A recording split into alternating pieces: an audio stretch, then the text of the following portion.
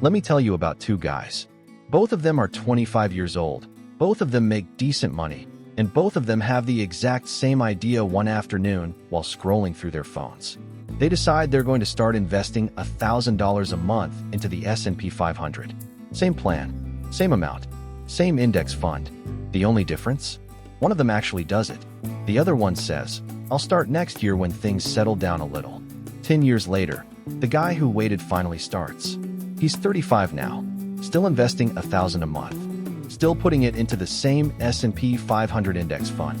And by the time they both hit 55, 30 years after the first guy started, 20 years after the second, the gap between their portfolios is going to make your stomach drop. We're going to get to those exact numbers in a minute. And I promise you, once you see the math laid out clearly, you will never think about waiting again. But first, be honest with yourself for a second. How many times have you thought about investing more seriously and then just didn't? Maybe you told yourself the market was too high right now. Maybe something came up. Maybe you just didn't know where to start, and that uncertainty made it easy to postpone. If that's you, this video is going to be uncomfortable. And it should be, because the cost of waiting isn't abstract. It has a number, and that number is brutal. All right, let's build this from the ground up, because I want you to actually understand what's happening here. Not just believe me when I say compound interest is powerful. I want you to see it. We're going to use a 10.5% average annual return. That's the historical average of the S&P 500 going back to 1957, accounting for reinvested dividends before inflation. Yes, some years the market drops 30%. Yes, some years it's down for a while. But over long stretches of time, 30, 40 years, the compounded annual growth rate of the S&P 500 has consistently landed right around that 10 to 11% range. Vanguard, Fidelity, the folks at Morningstar, they all work with numbers in that ballpark for long-term projections. So that's what we're using. Now, $1,000 a month. That's $12,000 a year going in. Every year. No stopping, no skipping, no panic selling when the news gets scary. Just steady, boring, automatic contributions month after month. Let's start with the person who begins at 25. In year one, they put in $12,000. With a 10.5% return by the end of year one, they have about $12,630. Not dramatic. It barely moved. This is the part where most people get discouraged, by the way. They're expecting fireworks, and they're getting a birthday candle. But this is exactly how compounding works. The beginning is quiet. The ending is loud. By year 5, they've contributed $60,000 of their own money. Their portfolio is sitting at around $78,000. That's an $18,000 gain on top of what they put in. Still not jaw-dropping, but the gap is starting to open. Year 10, they've contributed $120,000. Their portfolio, roughly $205,000. Now we're talking. They haven't even done anything special. They just kept going. Their money has almost doubled on top of their contributions, and they're only a third of the way through their timeline. This is where the metaphor of the snowball finally starts making visual sense. For the first few years, you're rolling a tiny snowball across flat ground. It picks up a thin coating of snow. You push it. It barely grows. But somewhere around year 7, 8, 9, the snowball is big enough that every rotation picks up way more snow than the last one. And by year 10, it's rolling on its own momentum. Year 15, contributions total $180,000. Portfolio value, approximately $385,000. $205,000 of that is pure growth. Money the market made for them while they were at work, sleeping, living their life. Here's a way to think about that. At this point, the market is essentially contributing more to their portfolio each year than they are. They're putting in $12,000 annually. The portfolio is generating somewhere around $40,000 in growth per year. The market is outworking them 3 to 1. That is the turning point. That's when compounding stops being a concept and starts being a force. Year 20. Contributions, $240,000. Portfolio, somewhere around $670,000. $430,000 in gains. More than 3.5 times what they put in. Year 25. Contributions, $300,000. Portfolio, well over $1 million, sitting at around $1,140,000. They've crossed the $1 million threshold. With nothing fancy. No stock picking. No crypto. No timing the market. Just $1,000 a month in the S&P 500 for 25 years, starting at age 25. And now we get to year 30, age 55. Final contributions over the full period, $360,000. Their own money, every cent they put in, $360,000. Portfolio value, approximately $1,890,000. Call it $1.9 million. Let that sit for a moment. They turned $360,000 into nearly $2 million. The market handed them $1.5 million they never worked for, never stressed over, never had to do anything clever to earn. Just time, just consistency, just not stopping. Now let's talk about the person who waited until 35. Same plan, same $1,000 a month, same S&P 500. They just started 10 years later. By 55, they've been investing for 20 years instead of 30. They've contributed $240,000 of their own money. And their portfolio, with the exact same 10.5% annual return, is sitting at around $670,000. $670,000 versus $1.9 million. The person who waited 10 years ended up with $1.2 million less. Let me say that differently. That 10-year delay, that "I'll start next year," cost them more than $1 million. More precisely, it cost them roughly $1.2 million in wealth they will never get back. Not because they did anything wrong in those 10 years. Not because they made bad investments. Just because they weren't in the game while compounding was running. And here's what makes it even more uncomfortable. The person who started at 25 actually contributed $120,000 more of their own money than the person who started at 35. But the person who started at 35 lost $1.2 million in final wealth. So the real cost of the delay wasn't just the money they didn't invest. It was the compounding that those early investments would have created for 30 years instead of 20. The first 10 years didn't just contribute their fair share. They contributed disproportionately more than any other decade because they had the most time to compound. Think about it like planting a tree. If you plant it today and it grows for 30 years, the tree in year 30 is enormous. Deep roots, thick trunk, full canopy. Now imagine you wait 10 years to plant it. It still grows, but it only gets 20 years. The tree is fine, but it's not the same tree. And you can never go back and give it those first 10 years. They're gone. Now let's look at the person who waits until 45. 20 years of delay. They start investing $1,000 a month at 45, and by 55, after just 10 years of investing, they've contributed $120,000. Their portfolio is sitting at around $205,000. $205,000 versus $1.9 million. The gap between starting at 25 versus starting at 45 is $1.7 million.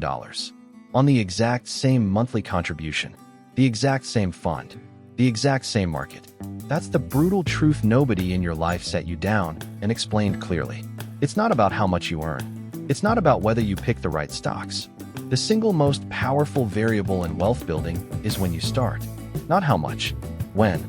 Now I want to address something because I know it's in your head right now. But I don't have $1,000 a month to invest. That's not realistic for me. Okay, fair. Let's run the number for $500 a month instead, starting at 25 for 30 years. Same 10.5% return. After 30 years, about $945,000. Still nearly $1 million from $500 a month. Still life-changing. $250 a month from age 25 for 30 years. Around $470,000. Still almost $500,000 from $250 a month.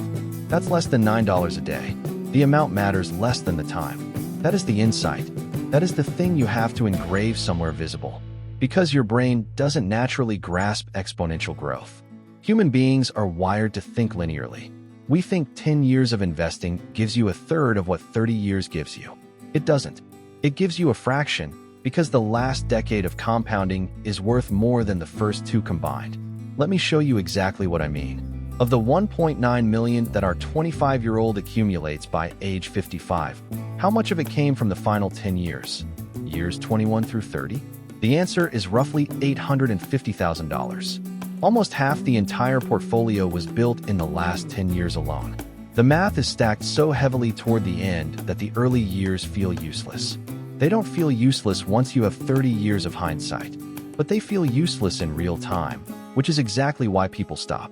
And this is where I want to talk about the psychological side of this, Because the math is only half the problem. The other half is your brain. There's a well-documented concept in behavioral finance called present bias. It's the tendency to value immediate rewards much more heavily than future ones, even when the future reward is objectively larger. That's why it's genuinely hard to move money from your checking account today, where you can see it, spend it, feel it, into an index fund where it becomes an abstract number attached to a 30-year timeline. Your brain doesn't feel the future. It feels right now. Nobel Prize-winning economist Richard Thaler spent decades studying exactly this. His research showed that people consistently make financially irrational decisions not because they're stupid, but because the structure of the decision works against natural human psychology. We weren't built to think in 30-year compound growth curves. We were built to survive the next season. So the advice that actually works isn't, try harder to think about your future self. The advice is to remove the decision entirely. Automate it. Set up an automatic transfer on payday before you can see the money, touch the money, or make a different choice with it. Pay yourself first, as the saying goes. It sounds almost too simple, but the research is unambiguous. People who automate their investing contributions invest consistently. People who rely on monthly motivation don't.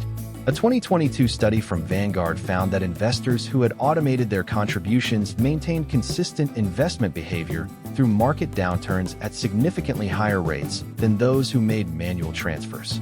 When the market dropped in 2022, and it dropped hard, with the S&P 500 falling over 18%, automated investors largely stayed the course. Manual investors pulled back, and the ones who pulled back missed the recovery. They always miss the recovery. That's the tax that fear charges you. Now let's talk about something that often gets glossed over in these compound interest conversations: fees.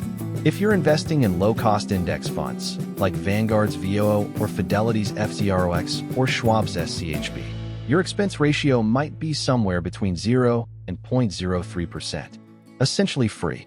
But if you're in an actively managed fund with a 1% expense ratio, which is considered low by mutual fund standards, the long-term impact is enormous. Over 30 years on a portfolio growing to nearly $2 million, an extra 1% in annual fees doesn't just cost you 1% per year.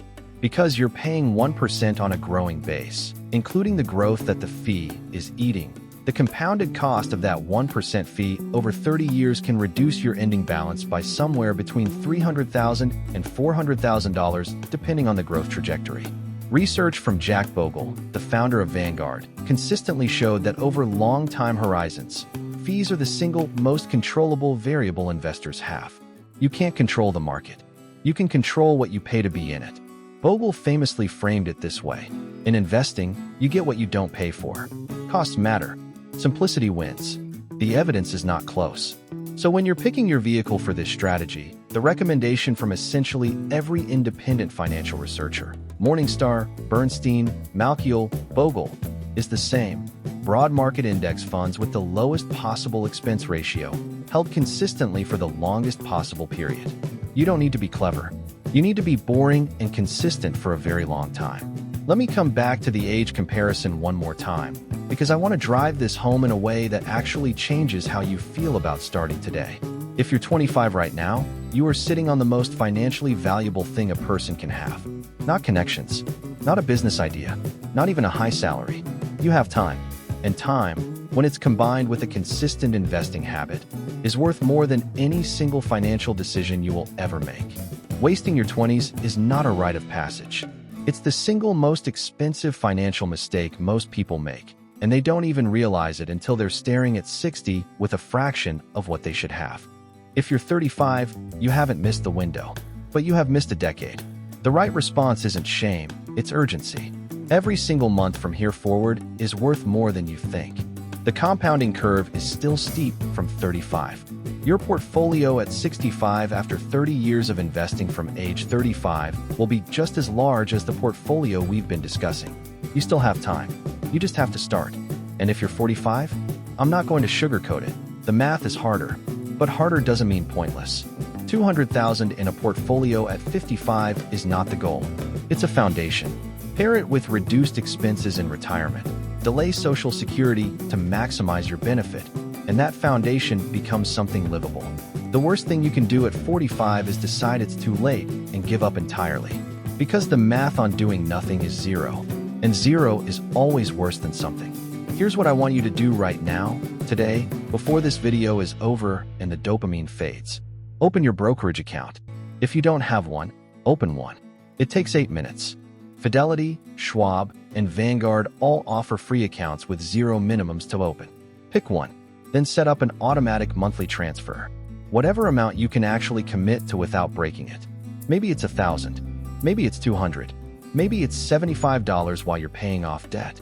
Whatever it is, make it automatic, make it consistent, and make it go into a low-cost total market or S&P 500 index fund. Then leave it alone. Don't check it every day. Don't react to headlines. Don't move it when things get scary. The entire strategy depends on compounding being uninterrupted.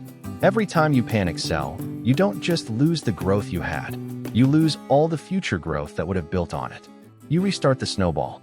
The people who end up with the most money are not usually the smartest investors. They're not the ones who picked the right stock in 2012. They're the ones who opened a boring index fund account in their 20s and never touched it. They're quiet about it because there's nothing interesting to say. "I just kept going" is not a headline, but it is a retirement account worth $2 million. One more thing before I go. There's a version of you that watches this video, nods along, maybe even shares it, and then does nothing. And there's a version of you that watches this, goes to their phone right now, and sets up a $50 automatic investment. The second version doesn't feel dramatically different in this moment. The difference between them is invisible today. But over 30 years, the gap between those two versions of you is not $50. It is not $500. It is not $5,000. The gap is your entire financial future. Don't wait until things settle down. They won't. Don't wait until you have more money. You won't feel ready. Don't wait until the market looks better. The best time to invest was 10 years ago. The second best time is right now, while you're still watching. Start boring. Stay consistent. Let time do the rest. That's the whole strategy. That's all it's ever been.